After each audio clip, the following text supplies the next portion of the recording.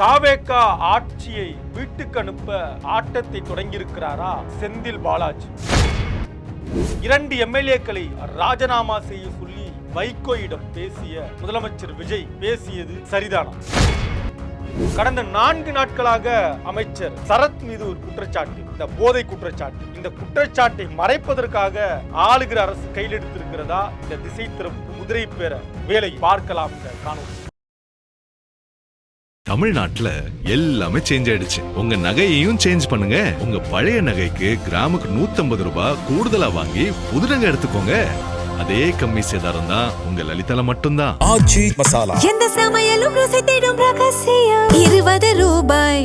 தமிழ்நாட்டுடைய முதலமைச்சர் திரு ஜோசப் விஜய் அவர்கள் மதிமுகவுடைய எம்எல்ஏக்கள், அதாவது உதயசூரியன் சின்னத்தில் நின்ன 2 எம்எல்ஏக்களையும் ராஜினாமா செய்துவிட்டு வர சொன்னார் அப்படின்னு திரு வைகோ அவர்கள் பேசியிருந்தார். நம்ம அந்த வீடியோவை பார்த்தோம். இன்றைக்கு திரு செந்தில் பாலாஜி அவர்கள், அவருடைய ஆதரவாளர்கள், இந்த சக்தி மிஸ் கார்த்தி, அதை தொடர்ந்து இன்னும் ஒரு 6-7 பேர் சொல்றாங்க. இவர்கள் எல்லாம் கைது அப்படின்ற செய்தியும் வெளியே வருகிறது. நம்ம அந்த செய்தியை பார்க்கிறோம். இதன் அடிப்படையில தாவேகா ஆட்சி மெஜாரிட்டி இல்லாத ஒரு ஆட்சியாக, மைனாரிட்டி ஆட்சியாக இருக்கு. இந்த ஆட்சி அமைப்பதற்கு தேவையான எண்ணிக்கையை தமிழ்நாட்டு மக்கள் கொடுக்கல. இது ஒரு மைனாரிட்டி ஆட்சி. 2006 அமைந்த ஆட்சியோடு இந்த ஆட்சி நம்ம ஏன் ஒப்பிட முடியாதுன்னா, அன்றைக்கு ஒரு கூட்டணியோடு அமைந்த ஆட்சி, கூட்டணியில் நின்று வெற்றி பெற்றார்கள். இன்றைக்கு கூட்டணி இல்லாமல் தனியாக நின்று இவர்கள் மைனாரிட்டியாக இருக்கிறார்கள். ஆட்சி அமைக்க சீட்டில். இப்ப இந்த ஆட்சியை குறைந்தபட்சம் ஒரு 3-4 ஆண்டுகளாவது காப்பாற்ற வேண்டும் என்றால்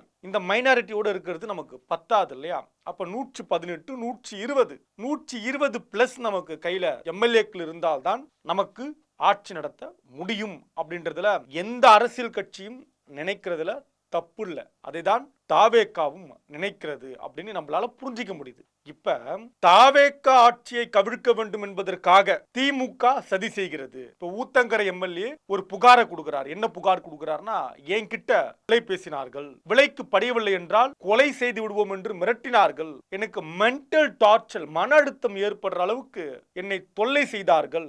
இதற்கு இடையில தரகராக செயல்பட்டது ஒரு யூடியூபர் திருநாவுக்கரசு என்கிற ஒரு நபர். இதற்கு தரகராக செயல்பட்டார். திமுகவுடைய இலக்கே சட்டமன்றத்தில் நம்பிக்கையில்லா தீர்மானம் யாருக்கு, சபாநாயகருக்கு எதிராக கொண்டு வந்து அதன் மூலமாக ஒரு ஆட்சி கவிழ்ப்பை ஏற்படுத்தி விடலாம். இப்பொழுது 234 கிடையாது. ஏன்னா 6 எம்எல்ஏக்கள் ராஜினாமா, இன்னும் 6, 10 ஆகும், 12 ஆகும், 20 கூட ஆகலாம்னு பலரும் சமூக வலைத்தளங்கள்ல பேசுறாங்க, எழுதுறாங்க. இந்த நிலையில இப்படியெல்லாம் நடக்கிற பொழுதுதான் அமைச்சர் சி.டி. நிர்மல்குமார் அவர்கள் பேசுகிற பொழுது பெண்ணாகரம், நாமக்கல், இன்னும் பல பேர், இன்னும் பல தொகுதிகளில் இருந்து பலருக்கு இந்த அழுத்தம் வந்திருக்கிறது.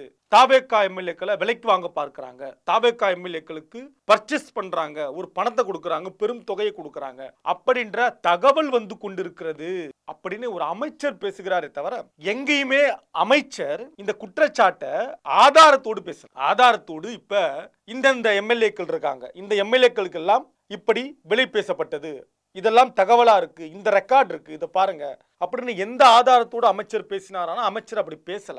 அப்ப அதே அமைச்சர் இடத்துல நீங்க இதை வந்து குதிரை பேரன்னு குற்றச்சாட்டு வைக்கிறீங்க அப்படின்னா 2 எம்எல்ஏக்களை ராஜினாமா பண்ண சொல்லுங்க.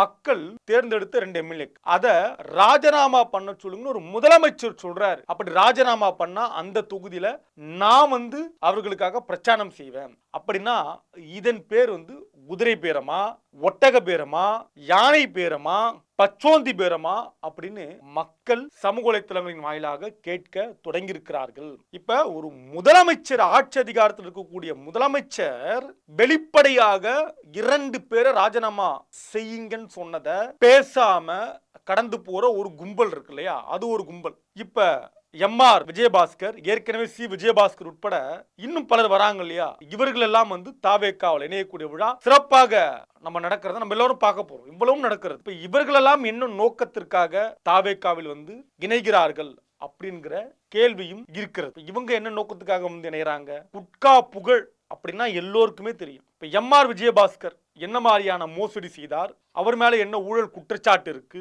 வருமானத்திற்கு அதிகமாக சொத்து சேர்த்ததில் தொடங்கி இந்த முத்திரைத்தாள இஷ்டத்துக்கு போட்டு சம்பாதிச்சதுன்னு இப்படி பல குற்ற வழக்கு அவர் மேல இருக்கு, சிபிஐல இருக்கு.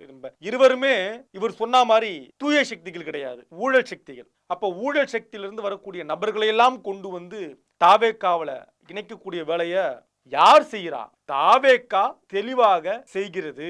30-40 நாட்களாக தாவேக்கா செய்கிற குதிரை பேரத்தை தொடர்ந்து பேசுகிற பொழுது அமைதியா இருந்த பலரும், பல ஊடகம் கூட இந்த இடத்துல தற்போது குதிரை பேரம் நடக்கிறது, தாவேக்கா ஆட்சி கவிழ்க்க சதி அப்படின்னு தொடர்ந்து பேசிக்கொண்டிருப்பதுல எந்த விதத்தில் நியாயம்? திரு வைகோ செய்தது, வைகோவை செய்ய சொன்னது தவறு அப்படின்னா திரு செந்தில் பாலாஜி ஆதரவாளர்கள் செய்ததாக சொல்லுவது மிகப்பெரிய தவறு. திரு வைகோவை முதலமைச்சர் ராஜினாமா செய்ய சொன்னது தவறு இல்ல அப்படின்னா இதை நீங்க எப்படி தவறுன்னு சொல்ல முடியும்?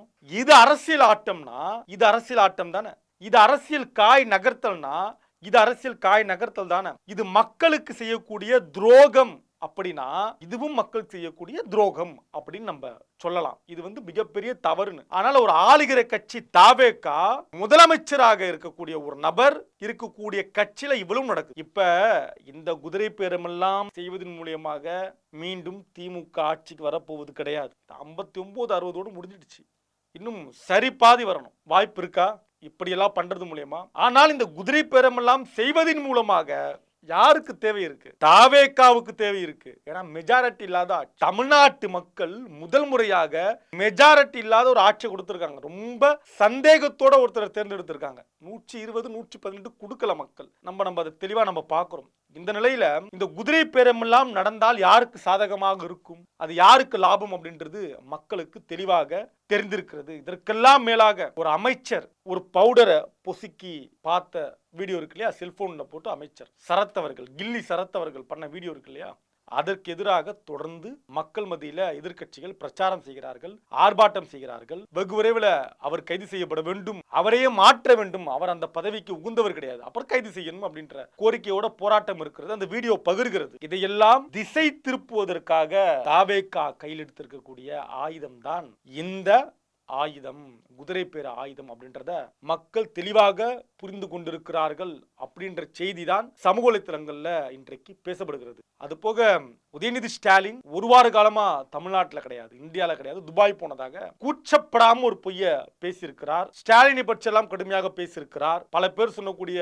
ஒரு செய்தி ஞாபகம் இருக்கும்னு நினைக்கிறேன். ஓடம் ஒரு நாள் வண்டியில் ஏறும், வண்டியும் ஒரு நாள் ஓடத்தில் ஏறும் அப்படின்ற ஒரு சொல்லாடல் இருக்கு இல்லையா, அதை இன்றைக்கு இருக்கக்கூடிய புதிய ஆட்சியாளர்கள், புதிய அரசியல் கட்சிக்காரர்கள் மறந்துவிடக் கூடாது என்பதுதான் மக்களுடைய எண்ணம். தொடர்ந்து பேசலாம். நன்றி, வணக்கம்.